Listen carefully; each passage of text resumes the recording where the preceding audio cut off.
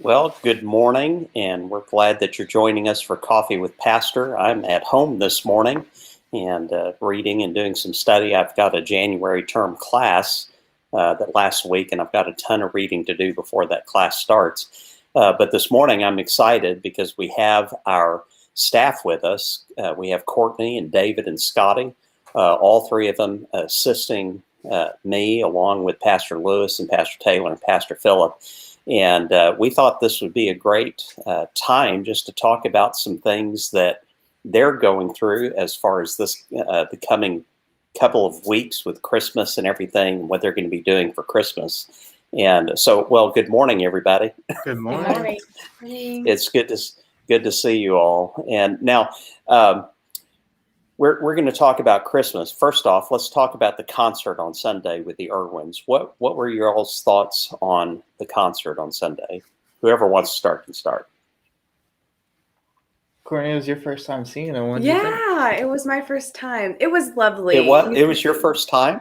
Yes. Okay, Yeah, I was okay, I didn't know that. I was really thankful. You could tell. I told David, I was like, you can tell they work so hard, and I know they had to scoot really quickly after the service because they had another concert that evening. But I was really appreciative for you could tell how earnest they were, and obviously so talented. And it was really sweet to see the congregation. I was at the back in the sound booth, and you could just see so many people with smiles on their faces, and even their hands lifted in worship. And Yeah. I really was. It was such a pleasurable time to hear them, and they're obviously, like I said, so talented. So I really enjoyed it. It's really amazing, Courtney, to see, because I've known the Irwins ever since they were babies. And, I remember Brother Dennis back when I was at Criswell College, and the first time I ever met Brother Dennis was in 1984. And I don't know how long he'd been. I think he ended up getting married around 1989 or something. And so I remember his kids when they were just kids, and here they are full grown adults and everything. So, yeah, I think that's a great perspective, especially looking behind our congregation and seeing Yes. the response that they had. David, what were your thoughts on the concert? Yeah, I think it's just fun. It was. I think my favorite thing is seeing everyone else enjoying it so much. Yeah. The rest of the congregation. I wish we got to hang out with them, but they had to Yes. leave Mhm. quickly. Yeah, when Courtney said they work really hard, David, it's true. I mean, they're their own roadies. They have to get all their equipment and put it back on the bus, and then of course, Brother Dennis drives his kids on the bus wherever they go, so they can rest. And but yeah, it's they are very, very busy. Yeah, Mm-hmm. yeah. But I just thought it was a lot of fun. Yeah. Mm-hmm. What was the most fun part about it? Let's see. The most fun. I know you had mentioned the audience, but what was the most fun part as far as watching the Irwins themselves? Honestly, I love. Is it Cody the bass? Is that? Yes, Cody's the bass. I love hearing his Yes. super low voice. Yes. That's such a clear tone. Yeah, Yes. It rumbles the place a little bit. Yeah, yeah, it does. I was kind of sitting there shaking because the subwoofer was right in front of me, one of them. So when he hit that low note, I was like, "Holy cow!" Not that there's anything holy about cows until you pray for them before you eat them. Anyway, Scotty, tell me what your thoughts were about the concert on Sunday. Well, of course, it wasn't my first concert, so I've seen them and heard their story, which is always a good story and exciting to hear. But I enjoyed catching up on their lives since the last time we saw them, and all the new babies and Katie's engagement. And I had spotted her ring glittering, with the lights and everything, going, oh, she has a new bauble. And I couldn't wait to talk to her about that and see her new little gift. But yeah. I'm with David and Courtney. It's just amazing to me to see their faith and their devotion, not only to God but to each other. And our people were really, really taking it in. There were a few on the uppity songs that were kind of dancing around a little bit. That was fun to watch. But yeah, Well, I had mentioned a couple of weeks ago that maybe we need a little Pentecostalism in our church. So maybe that's a good we thing. did have some dancers. That's right. That's right. So, as far as Katie, I don't know if you remember the last time that they were here, Scotty, that her boyfriend was here, the one that she's engaged to, and super, super cool guy, super nice guy. Super nice looking, super nice guy. Yeah. Yeah. And they're getting ready. They'll be married on October the 10th of next year. That's their wedding date. And so I know that she's super excited about that. Yeah. I wish I could have been a fly on the wall when he talked to Daddy. That would have been quite the speech. I asked Brother Dennis, I said, so Brother Dennis, are you sure about Katie's boyfriend, her now fiance? And he said, oh, he's a wonderful Christian young man and just faithful to the Lord, has faithful parents to the Lord and so forth. And so he was very, very positive. I said, have you cleaned your guns in front of him yet? Exactly. he said, no, not yet, but I'm planning on it. I said, well, good. Yes. I think you need to. Yes, as a mother Well, of two girls, or three girls rather, I'm sorry. I can get the gun thing. It's like, yeah. Don't mistreat my girls. Well, I'm not gonna tell you all that my father-in-law did the same thing with me. Anyway, on to other things. Now, what are you all going to be doing for Christmas this year? Christmas is coming up. What's today's date? Today's the 14th, and so we have 11 days before Christmas. What are y'all's plans for Christmas? We don't have any plans for the day of, but after church, the 26th, we're going to Florida to see her family and kind of celebrate Christmas and my birthday just in that, like after Christmas week. And your birthday is? January 1st. January 1st. There you go. And you'll be 22 years old. And that's exciting. So, and you'll get to spend your birthday in Florida, which I think is really cool. Yeah, I spent it there last year too. So that was fun. Yeah. Well, good. What are you all going to be doing, Scotty? I'm off this next week, so I'll be doing some last minute shopping that I say every year I'm not going to do. But you don't do online shopping? Well, it's still last minute. Yes, I'm blowing up the computer at work and at home. Well, thank God for Amazon that can deliver things. Thank the Lord. Well, I think that's great. Preparing for our kids. I think most of them are going to be coming for Christmas Day. Awesome. I had kind of a rough adulthood when I started having children, and then after my divorce, trying to get everybody everywhere. So I told my kids, all you have to give me is the last thing you do on Christmas Day, just so I have something with you. But enjoy the rest of the time with all the family, because it shouldn't be a problem and it shouldn't make people feel bad this time of year to try to get around to family, because sometimes it just doesn't work. Yeah. You know, so I just want my children and grandchildren to have a good time. Yeah. Yeah. Well, I know my two boys are going to be home. Of course. They're not going with their family 11, so, yeah, they're going to be here with their family this year. And, of course, we'll have we've been talking about our Christmas lunch. You know, what do we want to do for lunch? And I suggested to the boys, what about doing fajitas and tamales and things like that? And my wife and my boy said, yes, let's do that, you know. And so we'll, of course, have my in-laws here. And the last time we did fajitas for Christmas, we got everything from La Michoacana grocery store, you know, because they have their deli and they make all of this stuff during the Christmas season. And it's amazing how many tamales you'll see at La Michoacana grocery stores. Yeah. And all the fajita meat and everything, and the fresh made tortillas and all of that. So we'll probably just get it from there, you know. And one Christmas we gave tamales to our family.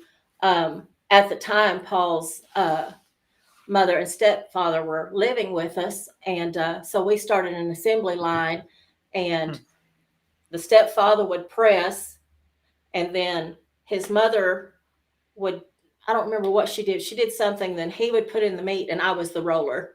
That's what we gave for Christmas that year. So you all were making real tamales with the We corn did. husks. We started with Okay, yeah. dry masa and mixed it up ourselves and everything. And it was a lot of fun. We laughed. We gave all our people like a dozen a piece. Wow. So we were making some tamales. So my grandmother, everybody called her Kinga, and her name is Virginia Weaver, and she's with the Lord now. But Kinga would get up like at 1 o'clock in the morning and start making homemade tamales. And she would not stop making tamales till like 1 or 2 in the afternoon. So for almost 12 hours making tamales, and she would make like 100 dozen tamales, of all sorts of different kinds. And one of the most favorite kinds that we had were refried bean tamales, and which was excellent. And then she would do pork tamales with, and sometimes she'd even put raisins in them, which is really good. And then of course the beef and the chicken and all of that. So, but I mean, she would make like 120 dozen tamales for the family. And of course my mom is one of 11. So having all of those kids, and then all of her grandkids and her great grandkids all coming to her house to eat was a phenomenal thing. So, but yeah, that's I love tamales, especially at Christmas time. In fact, Scotty, you and Paul have given me a couple of dozen tamales over Christmas holidays. Well, you ready for over this the last years? I'm ready for them. And I know the last time you gave me some tamales, you said make sure to share these with your wife and your kids. I know you did. And I did. I did share them. And I'm being honest. I gave them the 2 that were left. And so anyway.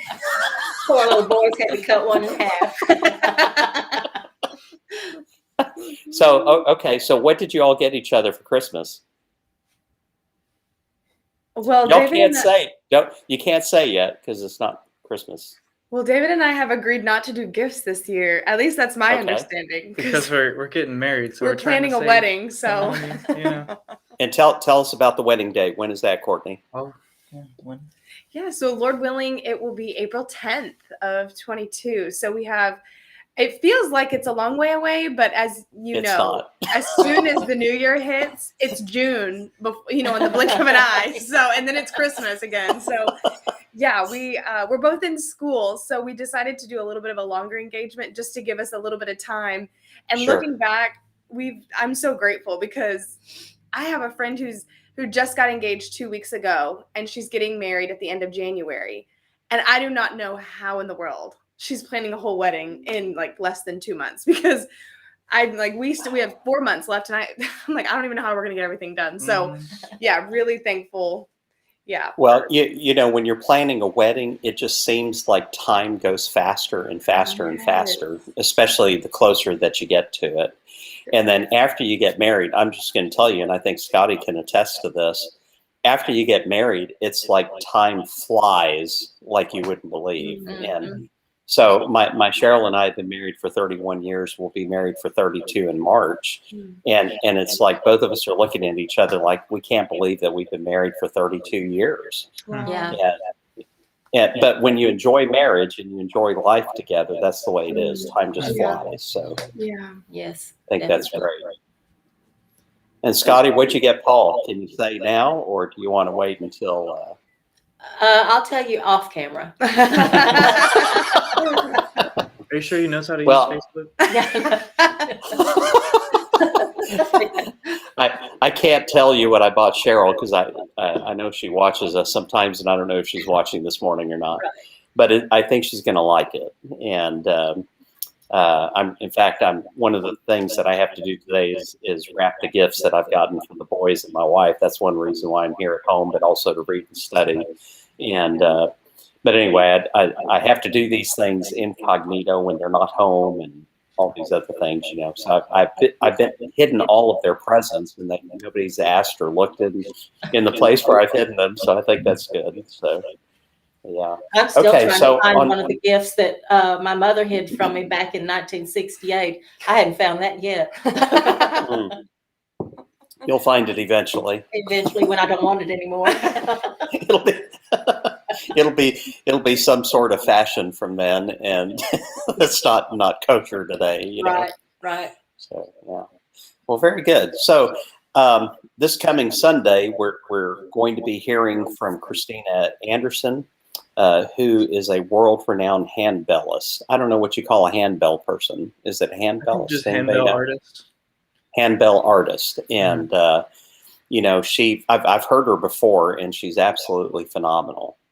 And so we're not only hearing Cody's bass voice in our heads this week, but after Sunday we're going to be hearing bells, and just like on It's a Wonderful Life, every tinkle of a bell is going to be an angel getting its wings, and so it'll be fun to be able to watch her and listen to her music and just the artistry of it. It really is an art, an art form. To watch handbell artists. In fact, my oldest sister plays handbell with a church in El Paso, and every Christmas, and she always goes to I think it's Fort Bliss that's in El Paso, and her handbell troupe always plays at Fort Bliss every Christmas, and so they didn't play this last year again, of course, because of the pandemic, but she really loves playing the handbells. And the only thing about my oldest sister playing the handbell is sometimes while she's playing, you'll hear 1, 2, 3, 4, 1, 2, 3, 4, 1, 2. Dang on. It's a load of fun to watch her play, though. I went to a rehearsal with her one time that I was there and just watched her, and she's 1, 2, 3, 4, 1, 2, and but they really know how to do their stuff, so I think it's exciting. So. Okay, well, listen, I'm glad that y'all joined me this morning for Coffee with Pastor. And those of you that have joined us online, I know you'll be hearing from us in the coming days, wishing you a Merry Christmas. But I know that my staff would like to say Merry Christmas to you as well. And so I'm going to give you all an opportunity to speak directly to the church and just let them know how much you love them and wish them a Merry Christmas. Yeah, Merry Christmas, guys. We're excited to be part of your church family and celebrate Christmas with you. You guys want to say anybody else? Merry Christmas. It's always a pleasure and a joy to work with each and every one of you. We all love you so much. And we just want to wish you a blessed and safe Christmas and New Year if we don't see you. And we just love y'all very much. Yeah, we pray it's a really sweet time with family, and we know, because Miss Scotty and I do the prayer guide every week, we know that there's many of you who are going through things that are difficult, and this is not necessarily circumstantially a joyful time in the year, but we do pray that you would find comfort and joy in knowing Christ, that, his circumstances were not always great, but he was so faithful to love us, and really remembering what Christmas is about. I know I need that so much. So warmest Christmas blessings to all of you. Yes. So thankful to know you and to be known by you as well. Merry Christmas. Now, church, I want you to know something. These three do a lot of things, not only for me and the other three pastors, but for the entire church. And this is the greatest, these are the three greatest assistants that I've ever had in 38 years of ministry. And I'm so grateful for all three of you for the hard work that you do. A lot of times behind the scenes that people just don't even realize and know. But I'm so grateful and thankful for each one of you and for the faithfulness that you have, not only to the Lord first and foremost, but to each other as a staff and then also to our fellowship. So thank you. And I hope that you all have a Merry Christmas. And of course, we'll be seeing you in the office and over the next few days before we close for the Christmas holiday. And David, Courtney, before you go to Florida, you all be extremely careful because we want you back home safe and sound. And of course, David, on your birthday, I'll be texting you at 12:01 a.m. So, okay. Well, listen, church, we love you. We'll see you next time with smiles on our faces and Bibles in our hands. We'll see you guys later. All right, Merry Christmas. Oh, it didn't work. My button didn't work.